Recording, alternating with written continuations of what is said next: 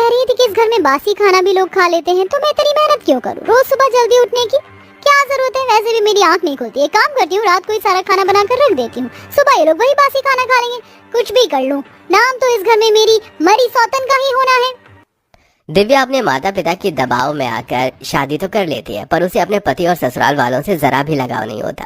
और रात को ही दिव्या आलू मटर रोटी और एक्स्ट्रा चावल बनाकर रख देती है। और अगली सुबह जब 6 बजे सूरज दिव्या को सोता हुआ देखता है तो उसे उठाते हुए कहता है, दिव्या उठो, सुबह के 6 बज चुके हैं। माँ ने तुम्हें बताया था ना, हमारे घर में सब सुबह 6 बजे नाश्ता कर लेते हैं, और अब तक तुम सो रही हो, नाश्ता कब बनाओगी? सूरज, मेरी तबीयत ठीक नहीं है। शादी की वजह से मैं पहले ही बहुत ज़्यादा थकी हुई हूँ और थकान से अक्सर मेरी तबीयत खराब हो जाती है। रात में भी मैंने ज़्यादा खाना बना दिया था, वो खाना भी खत्म नहीं हुआ। आप एक काम कीजिए, रसोई में जाकर रात का बचा हुआ खाना गर्म कर लीजिए, वरना बेकार ही खाना बर्बाद हो जाएगा। अच्छा ठीक है, चलो तुम आराम कर लो, मैं जाकर खाना गर्म कर लूँगा। दिव्या की ये बात सुनकर सूरज उसे और परेशान नहीं करता और काजल के कमरे में जाकर उसे सारी बात बताता है। जिसके बाद काजल अपने और अपने भाई का खाना गर्म करती है और दोनों भाई बहन सुबह बासी खाना खाते हुए बातें करते हैं। मुझे भाभी का बर्ताव कुछ ठीक नहीं लगता। भाभी की अभी नई नई शादी हुई है और वो अभी से ही हमसे उखड़ी हुई रहती है। मुझे भी ऐसा लगता है, और शायद हम कुछ ज्यादा ही सोच रहे हैं। हमें उसे थोड़ा समय देना चाहिए। और वैसे भी आज उसकी तबीयत ठीक नहीं थी और खाना तो रखा ही है, कभी कभी बासी भी खा लेना चाहिए। भैया, मेरा खाना हो गया। आज मुझे कॉलेज थोड़ा जल्दी जाना है, तो मुझे ड्रॉप कर दो। मैं पापा और माँ के लिए कुछ ताज़ा खाना बना देती, पर क्या करूँ, कॉलेज के लिए लेट हो रहा है। पापा बासी खाना खाते हैं तो उन्हें गैस बन जाता है। मुझे तो पापा की चिंता हो रही है। अरे कोई बात नहीं कमला, आंटी को फोन कर दूंगा, वो पापा के लिए खाना ले आएंगी। दोनों भाई बहन नाश्ता करके अपने काम के लिए निकल जाते हैं। जिसके बाद आशा रसोई में जाकर खाना गर्म करती है और तभी कमला खाना लेकर आती है। अरे कमला, तू आज इतनी जल्दी आ गई? और दिन तो तू 8 बजे आती थी। हाँ मालकिन, दरअसल सूरज भैया ने फोन किया था, कह रहे थे कि मालकिन की तबीयत ठीक नहीं है, वो लोग बासी खाना खा कर गए, पर मैं बड़े मालिक के लिए घर से खाना ले आऊँ, तो मैं खाना लेकर जल्दी आ गई। कमला की बात सुनकर आशा को अच्छा लगता है और वो अपने लिए थोड़ा सा खाना गर्म करके अपने कमरे में जाती है। जिसके बाद दोनों सास ससुर एक साथ खाना खाते हैं। अरे 2 दिन से समय पर खाना नहीं मिल रहा, शायद इसलिए गैस बन गई। कोई बात नहीं, 2 ही दिन तो हुए हैं। मैं कल बहू से बात कर लूंगी, फिर देखना आपको सुबह सुबह जैसे शीतल बहू ताज़ा खाना देती थी वैसे ही ताज़ा खाना खाने को मिलेगा। आशा के कहने पर विनोद कमला के घर का खाना खाता है, तो वहीं आशा बासी खाना खाती है। और इसी तरह कुछ दिन बीत जाते हैं और आए दिन दिव्या कोई ना कोई बहाने कर देती, साथ ही घर वालों के साथ भी बहुत कम बात करती है, जो घर वालों को खटकता है। ऐसे ही एक दिन, अरे बहू, ये क्या इतना सारा खाना क्यों बना रही है? रात को इतना सारा बना देती है, तभी तो सुबह तक वही चलता है और हमें बासी खाना पड़ता है। तू सिर्फ 1 गिलास चावल रख और 1 कटोरा आटा गूंथ। माँ जी, अगर थोड़ा ज्यादा खाना बन जाता है तो सुबह के लिए काम आ जाता है। खाना कोई बर्बाद तो होता नहीं है। वैसे भी इतनी ठंड है, आप लोग तो सुबह आराम से 6 बजे उठकर सीधा नाश्ता कर लेते हो, पर मेरे बारे में एक बार भी नहीं सोचते। यही अगर शीतल दीदी रहती तो आप लोगों को उसकी चिंता रहती। इस घर में हर किसी को बस उन्हीं की याद आती है, कोई मेरे बारे में नहीं सोचता। उनको आदत थी जल्दी उठने की, मुझे नहीं है, पर फिर भी आप लोगों की वजह से मुझे 4 बजे उठकर खाना बनाना पड़ेगा। बहू, तू ऐसा क्यों बोल रही है? अगर तुझे सुबह उठकर खाना बनाने में परेशानी होती है तो तू मुझे बता देती, मैं भी तेरी मदद करवा दूंगी। वैसे भी मैं 5 बजे उठ जाती हूँ और तुझे 4 बजे उठने की क्या जरूरत है? तू सिर्फ नाश्ते में आलू का पराठा, चाय, ब्रेड, टोस्ट या सैंडविच बना कर रख दे। कोई बात नहीं, अभी तो खाना कम कर दे, सुबह मैं तेरे साथ उठकर नाश्ता बनवा दूंगी। इतना बोलकर आशा वहाँ से चली जाती है, जिसे सुनकर दिव्या को बहुत गुस्सा आता है और सास के मना करने पर भी अपने हिसाब से खाना बनाती है। और अगली सुबह जब आशा खाना बनाने के लिए रसोई में आती है तो वो देखती है कि रात का खाना काफी सारा बचा हुआ है। कुछ ही देर में दिव्या भी रसोई में आती है और आशा अपनी बहू को बासी खाना दिखाते हुए कहती है, बहू, मैंने तुझे रात में बताया था ना कितना खाना बनाना है, फिर आज इतना चावल, दाल और सब्जी कैसे बच गए?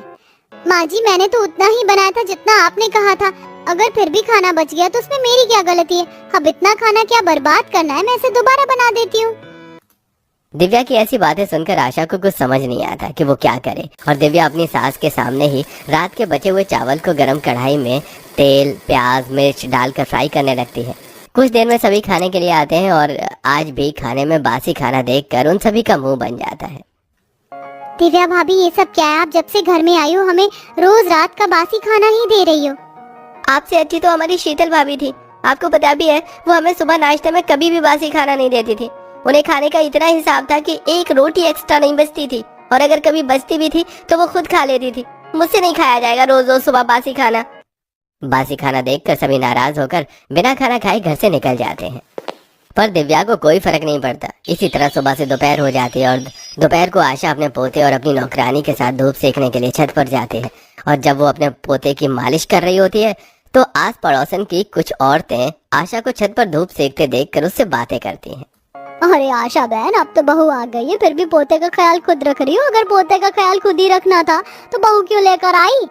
अरे बहन, बहू मेरी अभी नहीं आई है। उसने कभी बच्चे को खिलाया भी नहीं, बच्चे की देखभाल नहीं की। वो ये सब अचानक कैसे कर पाएगी? धीरे धीरे खुद सब सीख जाएगी। बुरा मत मानना आशा बहन, पर तुम्हारी नई बहू मुझे कुछ ठीक नहीं लगती। तुम्हारी पुरानी बहू ही अच्छी थी, मैंने उसे देखा था। सर्दियों में भी बेचारी कितना काम करती थी, पर इसे देखो, ये तो घर से ही नहीं निकलती और ना ही किसी से बात करती है। इसे भी बाहर निकालो थोड़ा। जब आशा अपनी पड़ोसन से बातें कर रही होती है तभी वहाँ दिव्या आती है और दिव्या को देखकर पड़ोसन उससे बोलती है, चलो बहू, तुम्हारे भी दर्शन हुए, वरना तुम तो न छत पर आती हो ना ही मोहल्ले में किसी से बात करती हो। और ये क्या, तुम्हारी सास ही राजू को संभाल रही है? अब तुम भी इस बच्चे की माँ हो, थोड़ी देखभाल तुम भी करो। आंटी जी, मेरे घर में ना किसी का बच्चा हुआ है और ना ही मैंने कभी बच्चा संभाला है जो मैं इस बच्चे को संभाल पाऊँ। मेरी वजह से इस बच्चे को तकलीफ पहुँचेगी तो मुझे दुख होगा। वैसे माँ जी, मैं आपको बुलाने के लिए आई थी। आपका फेवरेट सीरियल शुरू हो गया है, आपने कहा था ना कि आपको याद दिला दो। हाँ बहू, तो चल मैं आती हूँ। कमला, पूरी छत अच्छे से साफ कर देना और जो पेड़ पौधे खराब हो गए उसे गमले से निकाल कर हटा देना। इतना बोलकर आशा अपनी बहू के साथ नीचे आ जाती है और कमला छत पर काम करती है। देखते ही देखते कुछ दिन बीत जाते हैं और गुजरते समय के साथ भी दिव्या में कोई बदलाव नहीं आता। और आज एक बार फिर वो अपने घर वालों को सुबह नाश्ते में बासी खाना देती है, जो देखकर अब विनोद से भी बर्दाश्त नहीं होता। बहू, तुम्हें यहाँ 1 महीने होने को है और इस 1 महीने में 20 दिन से भी ज्यादा तुमने दिन में हमें सुबह नाश्ते में बासी खाना ही दिया है। शुरू में एडजस्ट होने में हर किसी को समय लगता है, पर इतना समय कौन लेता है? इसलिए मैं दूसरी शादी ही नहीं करना चाहता था। पता नहीं मुझसे कौन सी गलती हो गई कि दिव्या तुम हमारे साथ ऐसा बर्ताव कर रही हो। अगर तुम्हें शादी नहीं करनी थी तो मत करती ना। तुमने शादी करके न सिर्फ अपनी जिंदगी बर्बाद करी है बल्कि हमें भी परेशान करके रख दिया है। तुम मेरी शीतल कभी नहीं बन पाओगी।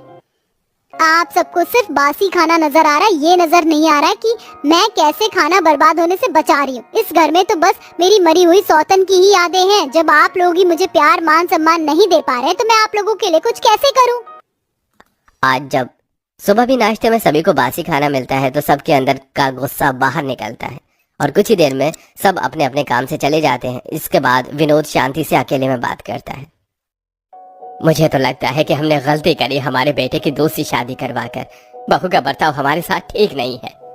अपने पोते और बेटे की जिंदगी संवारने को चले थे, लगता है इस घर के लिए हम गलत बहू ले आए। हमारी शीतल बहू कितनी अच्छी थी। वो दिन भी क्या दिन थे जब हमारी बहू जिंदा थी। रोज सुबह बासी नाश्ता करके आशा और विनोद को अपनी बहू की याद आती है। जहां सुबह 6 बजे तक शीतल सभी के लिए एकदम गर्मा गर्म सर्दियों में नाश्ता डाइनिंग टेबल पर लगाकर सबको आवाज देती थी। माँ जी, पापा जी, भैया, काजल, सूरज जी, जल्दी से आ जाएं, नाश्ता ठंडा हो जाएगा। जानते हो ना, ठंड शुरू हो गई और आज मैंने आप सभी के लिए फेवरेट आलू के पराठे सैंडविच बनाए। जल्दी आ जाओ सब।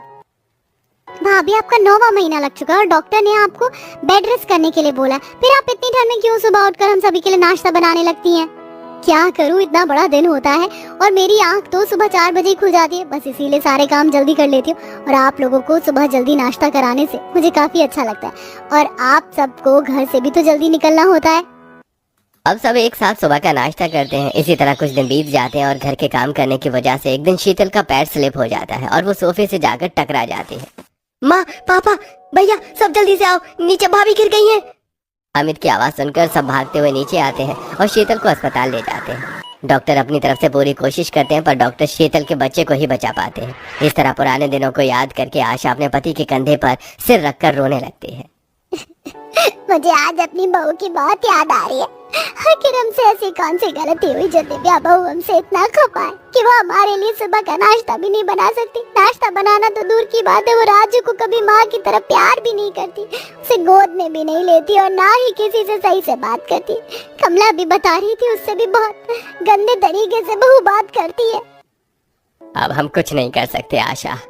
बस भगवान से प्रार्थना करो कि सब ठीक हो जाए। दिव्या शादी के बाद अपने ससुराल वालों को काफी परेशान करती है, पर फिर भी उसके ससुराल वाले उसके साथ कोई बदसलूकी नहीं करते। ऐसे ही एक दिन दिव्या किसी काम से बाहर जाती है और रास्ते में उसकी मुलाकात उसके बचपन के दोस्त खुशबू से होती है। अरे दिव्या, तू यहाँ? तेरा ससुराल यहीं पास में क्या? वैसे आज बहुत ज्यादा ठंड है ना, तुझे पता है मेरा भी ससुराल यहीं पास में। पूरे 2 साल के बाद हम दोनों मिल रहे हैं। शादी के बाद मुझे टाइम ही नहीं मिल पाता है कि अपने पुराने दोस्तों को फोन कर सकूं, और तेरा तो नंबर भी नहीं है मेरे पास। सब ठीक तो है? तेरे पति कैसे हैं? क्या बताऊं यार तुझे, मेरी तो किस्मत ही खराब कर दी मेरे माँ बाप ने। अपना बोझा हल्का करने के चक्कर में मेरी शादी एक शादीशुदा इंसान से कर दी जिसका एक बच्चा भी है। पर मैंने तो अपने ससुराल वालों को परेशान करके रखा है। तू मानेगी नहीं, पर मेरे सामने हर वक्त मेरी मरी हुई सौतन की तारीफ करते। अगर अपनी पुरानी बहू इतनी प्यारी थी तो ख्याल रखना चाहिए था ना उसका। दिव्या बड़ी अकड़ में सारी बात अपने दोस्त को बताती है, जिस पर खुशबू से कहती है, माफ करना दिव्या, पर तेरे ससुराल वाले बहुत अच्छे हैं। अगर वो बुरे होते ना तो अब तक तेरा रिश्ता टूट चुका होता। तू अपना घर खुद बर्बाद कर रही है। तू ऐसा क्यों बोल रही है? क्या तुझे भी लगता है कि मेरे घर वालों ने सही किया?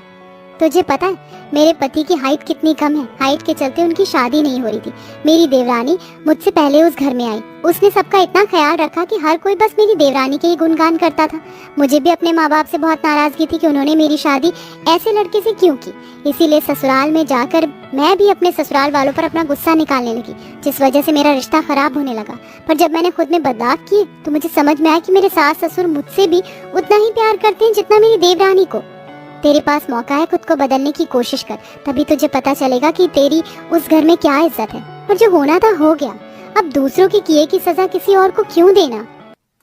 खुशबू दिव्या को समझाकर वहां से चली जाती है और जब दिव्या सब्जी लेकर घर आती है तो वो देखती है कि उसका पति गोद में अपना बेटा लिए अपनी बेबी की फोटो से बात कर रहा है। शीतल, शीतल तुम मुझे और अपने बच्चे को छोड़कर क्यों चले गए? मैंने राजू के लिए दूसरी शादी करी, पर इसे तो माँ का भी प्यार नहीं मिला। मुझे तो समझ में नहीं आ रहा मैं अपना रिश्ता कैसे संभालूं। अरे पता नहीं संभाल भी पाऊंगा या नहीं।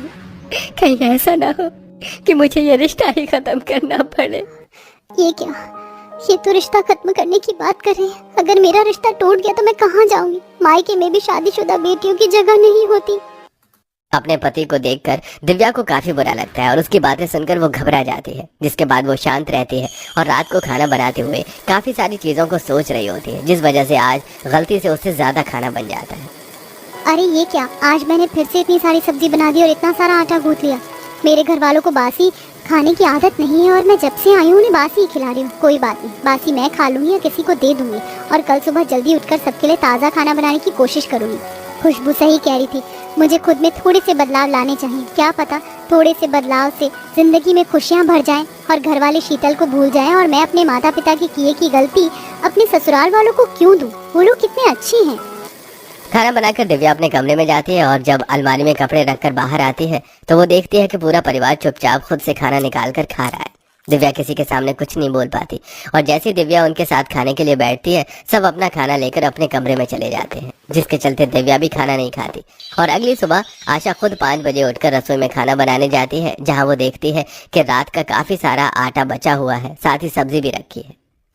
फिर से बहू ने जानबूझकर रात में इतना सारा खाना बना कर रख दिया ताकि उसे सुबह कुछ ना करना पड़े और हम सुबह बासी खाना खाएं। पर रोज बासी खाना खाना भी सेहत के लिए सही नहीं होता। आज तो मैं खुद बनाऊंगी नाश्ता। आशा बासी खाना एक टिफिन में बांध कर रख देती है और अपने घर वालों के लिए कुकर में आलू उबलने के लिए रख देती है और दूसरी तरफ आटा लगाती है और ठंड में कांपते हुए पराठे बनाने लगती है। कुछ देर में हड़बड़ाते हुए दिव्या रसोई में आती है और अपनी सास को देखकर उससे कहती है, माँ जी आप रसोई में? माफ करना, आज मैंने जल्दी उठने की कोशिश की पर फिर भी आधा घंटा लेट हो गई। पर अभी 5:30 बज रहे, मैं आधे घंटे में नाश्ता बना दूंगी। कोई बात नहीं बहू, अब से तुझे हमारे लिए नाश्ता बनाने की जरूरत नहीं है। मैं खुद नाश्ता बना लूंगी, क्योंकि तेरा बासी नाश्ता खाकर अब तेरे ससुर जी की तबीयत खराब रहने लगी है। आशा की बेरुखी दिव्या को बर्दाश्त नहीं होती और वो आंखों में आंसू लेकर अपने कमरे में चली जाती है और अगली सुबह 4 बजे का अलार्म लगाकर अपनी सास से पहले उठकर रसोई में जाती है। और जब आशा रसोई में आती है तो वो खाना बनाते हुए अपनी सास से कहती है, माँ जी आज मैंने बिल्कुल ताज़ा खाना बनाया है। मैं शीतल दीदी की तरह आप लोगों का ख्याल रखूंगी। मुझे अपनी गलती का एहसास हो गया है। मेरी शादी एक शादीशुदा आदमी से करवाई गई है, इसलिए मैं अपने परिवार से नाराज थी। पर मैं भूल गई कि मैं किसी और की गलती की सजा आप लोगों को दे रही हूँ। पर मुझे अब एहसास हो चुका है कि मैं कितनी गलत थी। मुझे माफ कर दीजिए और एक मौका दीजिए। बहू, तुझे अपनी गलती का एहसास हो गया, हमारे लिए यही काफी है। मैं घर वालों से बात करूंगी, देखना सब ठीक होगा। और बहू, ठंड ज्यादा है तो शाम को गाजर का हलवा बनाना, और गाजर का हलवा तो बासी खाने में अच्छा लगता है। आशा अपनी बहू को एक मौका और देती है और दिव्या अब अपनी जिम्मेदारियों को अच्छे से निभाती है।